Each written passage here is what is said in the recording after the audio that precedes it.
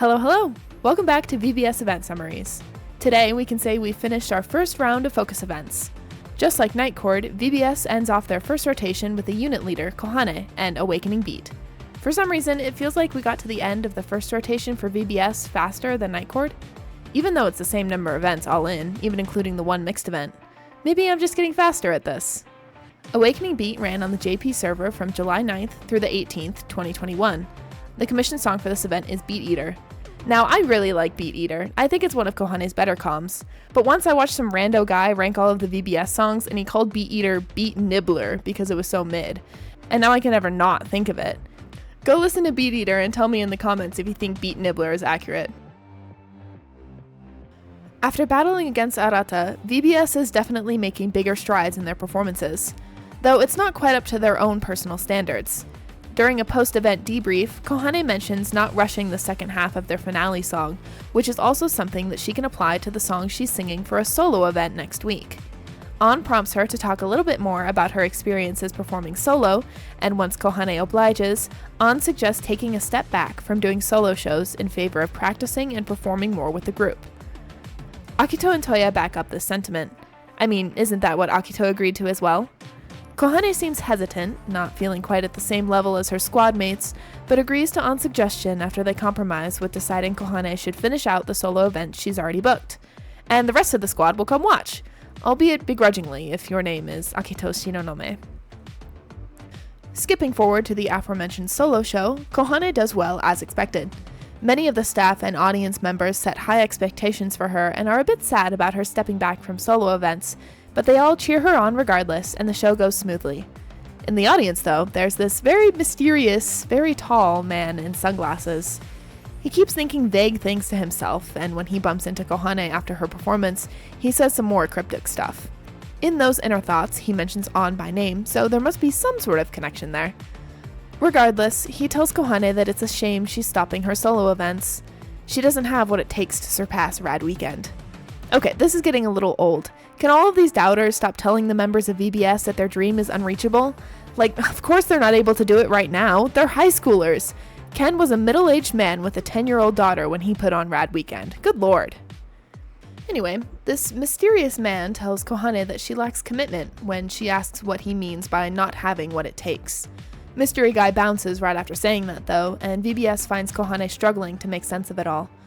After Kohane gives them the debrief outside, Akito sums up my feelings perfectly. How many times has this already happened to us?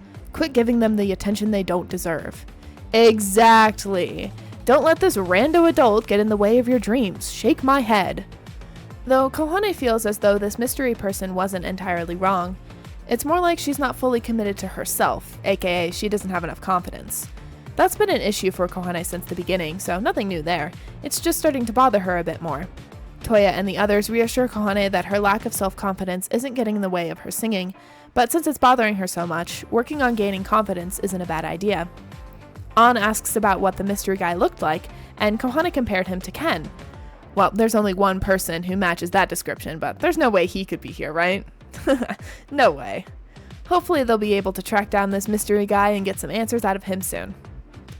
Now that practice is over, seriously, did they practice right after Kohane's show? How is her voice not gone?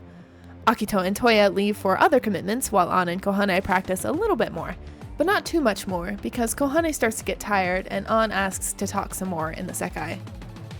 Meiko is the only one in the cafe today. She gets to work on their usual orders while An gushes about Kohane's performance.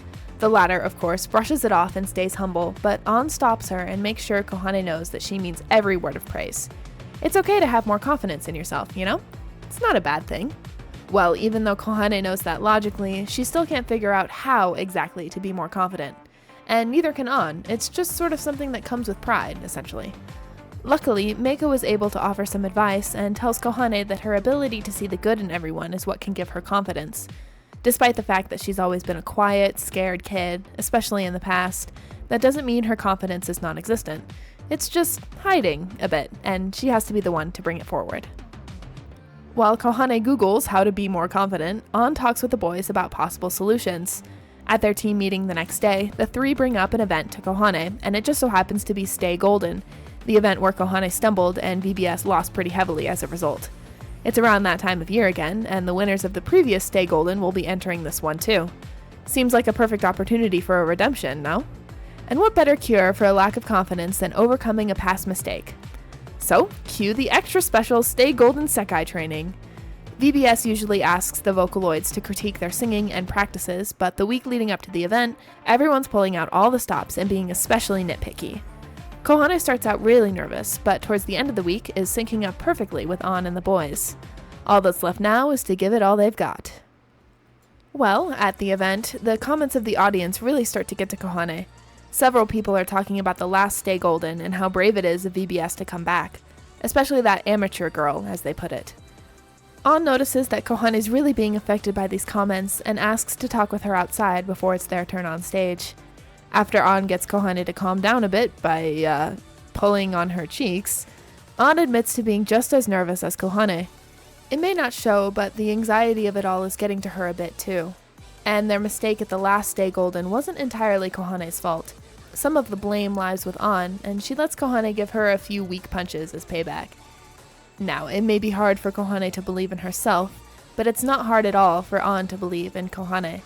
And Kohane always trusts in what An says, right? So this must be true too. If nothing else, An will have confidence in Kohane. Always. So it's time to get out there and sing. Stay Golden is theirs for the taking. Well, to be honest, I was expecting another sweeping victory for VBS, but Kohane gets out there and smashes the competition so hard, the other members of her team are so absolutely floored that they don't know what to say. An can't even bring herself to tell Kohane good job. She wants to, but the Kohane that was just on that stage was like an entirely different person. Akito thinks to himself that Kohane might be better than any of them ever could have imagined. Toya thinks the same, but it's definitely An who's the most affected. She looks lost, almost. Regardless, the previous winners ever are about to perform, so the squad heads out into the audience to watch, which ultimately can't match the captivating power of Kohane Azusawa and Vivid Bad Squad. Happy redemption arc! At the celebratory dinner, Kohane thanks An for believing in her and enabling her to sing better than she ever has before. Well, for An, that moment was the most exciting performance she's ever had with anyone. But why is there a knot in her chest? An tells Kohane that she was able to sing the way that she did today because of her own efforts, and that all of that strength came from within. Surpassing Rad Weekend doesn't seem too far away now, does it? Even as An smiles sadly at her plate of curry, wondering what these emotions could be. As far as first focus events go, I don't think this was too bad. I wasn't expecting the callback to Stay Golden, but I'm glad they did that. I think a lot of stray pieces are starting to click into place, which is setting up for some real nice plot in the future. At least I hope so. Man, if the VBS story is just this over and over and over again, I'm gonna be really sad. But it's fine for a first rotation, don't get me wrong. Oh, and as the cards scroll by, can you find all of the hamsters hidden within them?